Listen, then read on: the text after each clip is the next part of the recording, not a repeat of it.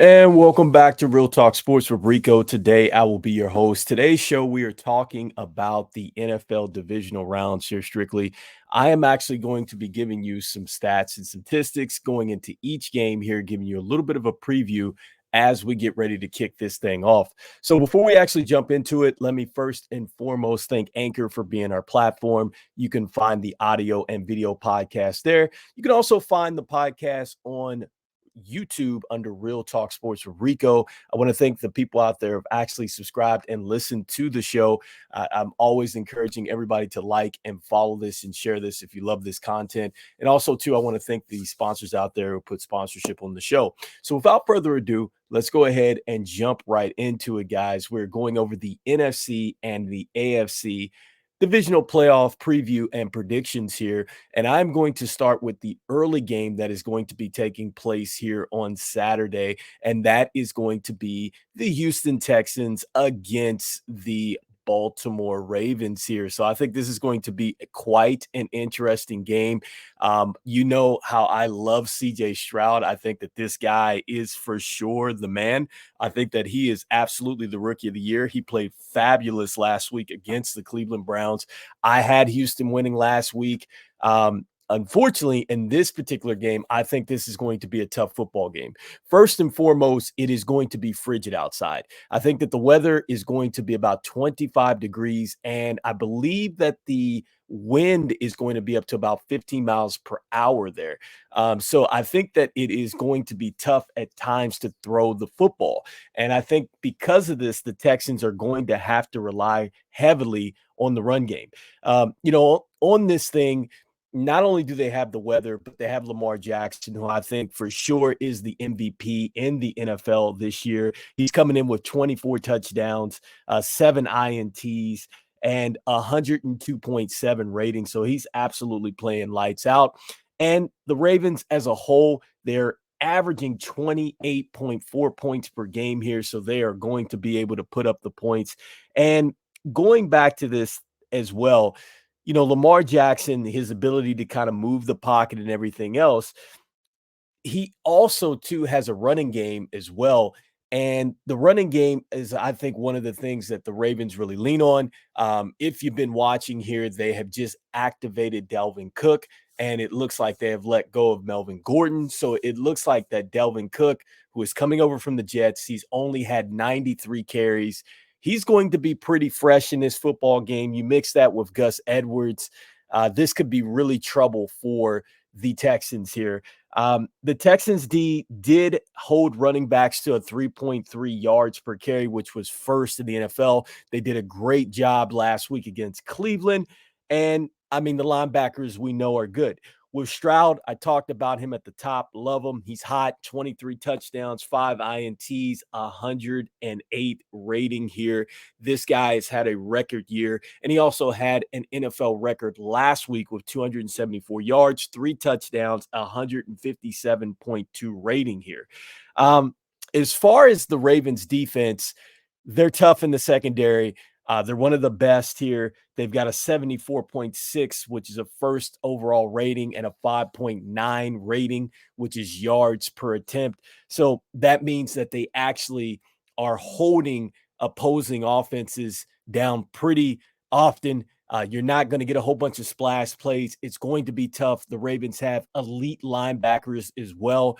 And I think that with the fact that it is going to be a windy game, the fact that the Ravens play such good defense here, I think that right now I'm leaning towards Baltimore winning this game, because they've got so many things that they can do to you offensively. Not only did they get Dalvin Cook back, but they're also going to get Mark Andrews back. He has been activated off the IR. He was a full participant in the practices as well.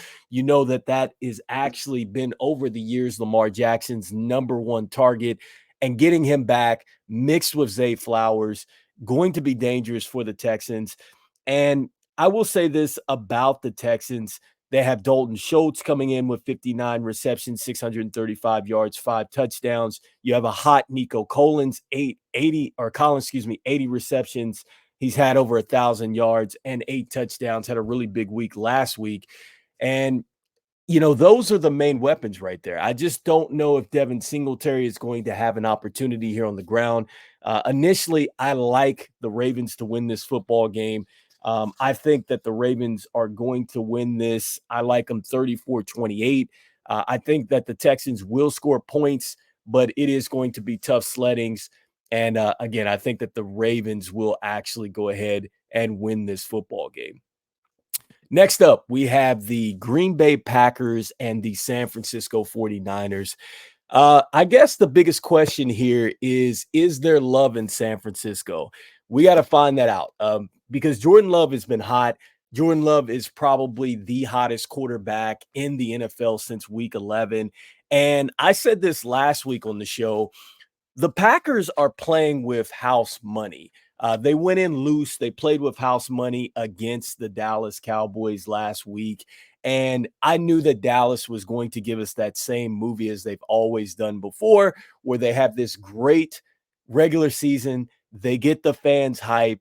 Next thing you know, they get into the playoffs and then they lay an egg. And that's exactly what they did. And we have to give Green Bay credit where credit is due. 16 of 21, 272 yards and 3 touchdowns last week for Love. He was absolutely on fire. He has had 100+ rating as a quarterback, 8 of his last games here. And so, if Green Bay is going to do it, it is going to start with Jordan Love. And I think that one of the things that Jordan Love is going to have to figure out against this tough elite San Francisco defense is he is going to have to make a lot of impromptu plays. And what I mean by that is when you go back and look at the film last week against Dallas, there were several times where he was throwing off his back foot. There were several times where he was double pump faking. He was getting hit and he was still putting the ball on the money. I guarantee you with Fred Warner and the San Francisco 49ers, these guys are going to get home. They're going to come after him. He is going to get pressured for sure. But it is going to be Jordan Love's ability to get those splash plays on impromptu plays if Green Bay is going to win this football game.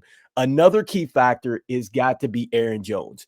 The way Aaron Jones carried the football the last couple weeks, he's been over 100 plus the last 4 or 5 games. Absolutely torched the Cowboys last week. Should have knew it was coming because he's from Dallas. And I think he's always had a great game against Dallas dating back to when Aaron Rodgers was there. So he's a key piece as well. And I think the fact that Jordan Love has got to be money, Aaron Jones has got to keep Green Bay on schedule. I think that if Green Bay is looking at situations where they have long third downs, they have long second downs to get it into manageable third downs, and San Francisco's defense is going to be able to pin its ears back and come after Jordan Love, this is where it's going to be tough. And the one thing that I will say about San Francisco in comparison to Dallas, or where they're better than Dallas, when you get into the middle of the field, you get into that second level, the linebackers, and I'm talking about Warner and those guys that they have, they're a lot bigger there in the middle linebacking core than Dallas was. When you look at tape last week, the linebackers for Dallas were extremely quick, but they're not really huge in size. And so because of that, Green Bay was able to put bodies onto those linebackers, push them in different ways, and kind of get them out the way for Aaron Jones to make those chunk plays. I don't anticipate that happening, especially because they have Joey Bosa up there. You've got Chase Young chasing after Jordan Love. Like, this pass rush is going to be even more elite than Dallas. And that's generally how it is in the playoffs. The one thing that's great for Green Bay is the weather is going to be formidable out there. So they're not going to have to worry about that. Green Bay, they're going to struggle defensively. Looking at their defense, they're middle of the pack and stopping the run. That's what San Francisco likes to do first with Christian McCaffrey, who is the number 1 running back in all of the NFL last week. The one thing that Green Bay doesn't do well is they don't turn the football over. The one thing that does hurt San Francisco is that they are 1-3 if they have 2 turnovers or more in games. And like I said, with Green Bay only having 18 takeaways, that's tied for 23rd in the NFL, which is not very good. So that's telling me initially in this game that I'm not sure Green Bay is going to be, one, able to turn San Francisco over. Two, they're not very good at stopping the run, which is what we know that Coach Shanahan is going to do. He's going to run the football with Christian McCaffrey, and he's also going to run it with Deebo Samuel. They're going to play manageable football where it's going to be a lot of game management. You're going to see a lot of three-step drops from Brock Purdy and get it out to Brandon Ayuk, Deebo Samuels, George Kittle. Like, they are elite there. And Green Bay is not very good at stopping tight ends either. And George Kittle was actually the best tight end in football this year. So there's a lot of different things that are going against Green Bay.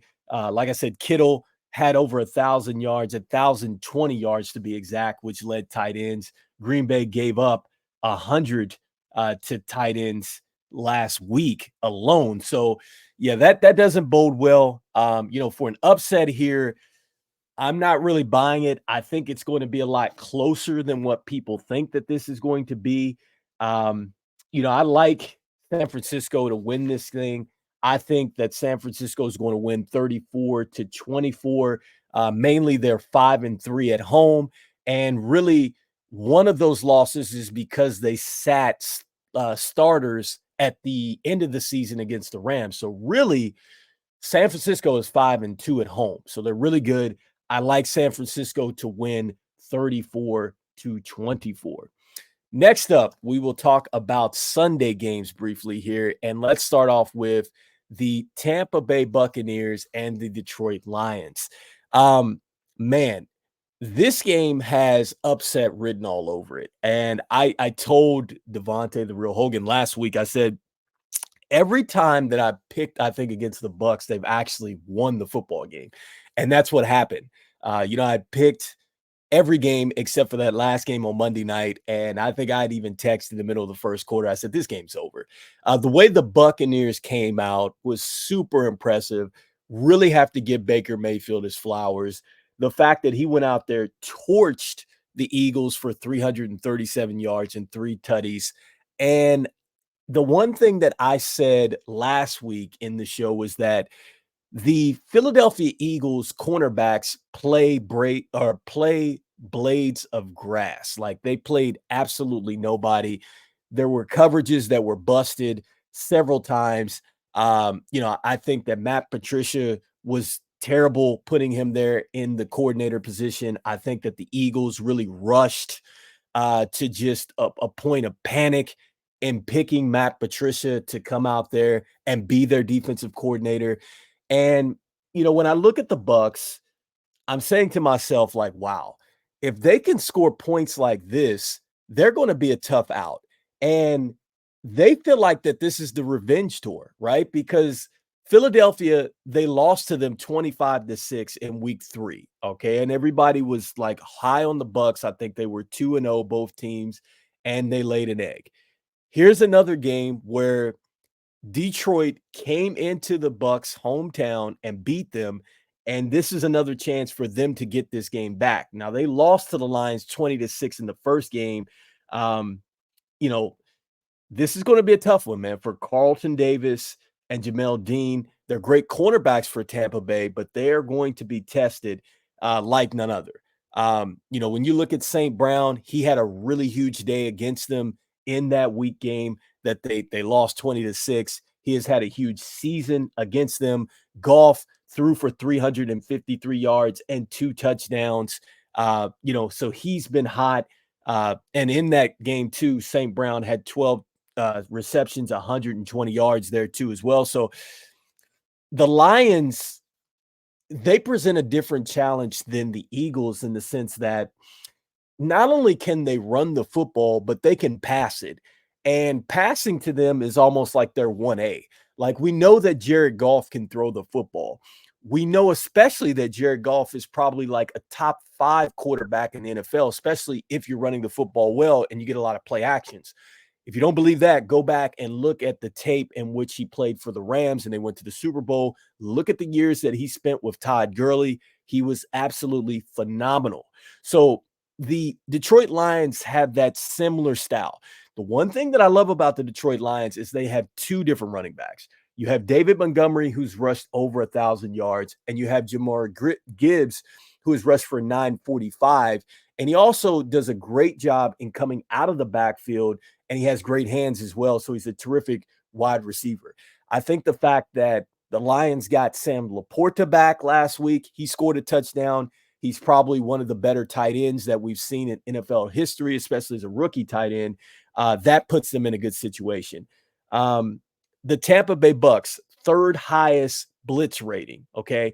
When you look at Goff, okay, Goff was actually pretty bad against the blitz. Okay. But the one thing about Goff is this: if he does, there's times where he beats the blitz. If he's able to get out of the blitz, he has been able to get 13 touchdowns, which is tied for third most against blitz. So it's like a gift and a curse when I put that out there, because he's had 6 INTs versus the blitz, which was tied for the second most in the league. Okay. And he's got the third most as far as touchdowns. So what we're saying here is that if you blitz Goff and you get him frantic and you get him to throw into coverage, it's a strong chance that there's going to be an interception there. But if you're not able to get the INT, he's probably going to light you up for the touchdown. And so this means that Detroit has an opportunity to get the Bucs on splash plays, especially if the secondary doesn't take care of business and intercept the football. With the wide receivers that they have, whether it be Reynolds, whether it be Williams, whether it be St. Brown, whether it be Laporta, they have a lot of weapons that they can beat the Bucs with.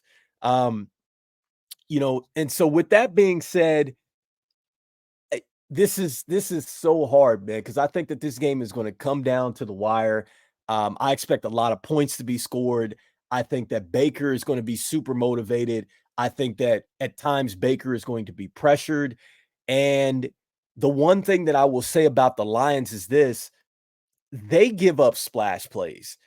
Look at what they gave up to CeeDee Lamb against Dallas. Look at what they gave up last week to the Rams, Nakua, who had a rookie record in the playoffs last week, gave up tons of yards. Mike Evans and Chris Godwin should get yards in this game, right? But I think that the Lions defense is slightly just a little bit better and more balanced. And because of that, I'm going with the Lions. I think that this is going to be really a barn burner. I think that this is probably going to be similar to what you saw last week. It is going to come down to a last drive where the team is going to have to literally run the clock out, stay on the field, or the person that has the ball last with so much time is going to be able to drive down. I think this is a 23-21 game. I like the Lions slightly in this one, 23-21, but I'm not going to be shocked if the Bucs pull the upset, but I'm going with that one, 23-21 for the Lions. Next up, guys, we have the Kansas City Chiefs and the Buffalo Bills. And so this right here reminds me of the big brother, little brother, okay? Patrick Mahomes is 2-0 versus the Bills in the playoffs. This is the first time that Mahomes is going to be on the road. And it is going to be frigid. It's going to be snowing. They're getting a snowstorm out there. But I don't think either team really gives a damn. The Chiefs, if you're out there in Kansas City, it's going to be cold. The Bills are accustomed to playing in the cold. Like that, none of that matters right now. And to be honest with you, slightly, I think that the advantage really goes with the Chiefs. And I think there's so many things psychologically for the Bills that are going on. Let me start with the Bills in this. Okay, Gabe Davis is out. I believe he has an MCL or ACL sprain or something like that going on his knee. And then it is reported that Stephon Diggs, who injured his foot in last week's game, also missed some practice time as well, did little to nothing here towards the end of the week. Now, Coach Sean McDermott is not concerned about this. considering that you have your second receiver who's out, it looks like Stephon Diggs is probably not going to be 100% here. uh, it's going to be frigid or cold outside, and you're not really sure which Josh Allen is going to show up. That has really been the issue there. Not just that, I'll throw another kicker out there for you. The Bills, I believe, lost the combined 5 players last week due to injuries in the defensive side of the ball. So that doesn't bode well as well going into this game. And there's that because of that, I'm really leaning towards the Chiefs. And I think that the Chiefs personally, had it not been for Claudavius Toney being offsides, they really beat them in the season game as well. So I think that Kansas City psychologically has that too. So look, the Bills are 8-2 at home. Josh Allen has 44 TDs, which leads the NFL. Um, he had 203 yards and 3 TDs, I think, last week. Um, the Bills are scoring 27 plus over the last 4. But the Chiefs, they're getting the second most sacks in the league at 57 right now. I expect for them to get home. The Bills don't have their receiver down. And I will say this, the Bills did give up the least amount of sacks. So something's got to give here. Chiefs are giving up the 7th lowest against tight ends. Remember, they used Dawson Knock last week. They used Kincaid last week as well. I think that a lot of that is going to slow down for the Bills. So that's going to be tough. I think one of the X factors for the Bills is going to be James Cook. He had a really good one, had 83 passing yards and 44 running yards as well, I think, in that season game where they won, and also got a tutty. So he's going to be critical and an X factor here as far as controlling the line of scrimmage, really making sure that they stay in manageable third downs. I know that the Bills are first in the NFL in converting third down, so that's going to be huge. But, besides that, man, it's just, look, the Bills are injured. Mahomes led the league in first downs and scrambles, which means that he's going to be there for impromptu plays. The Chiefs are 6-2 on the road.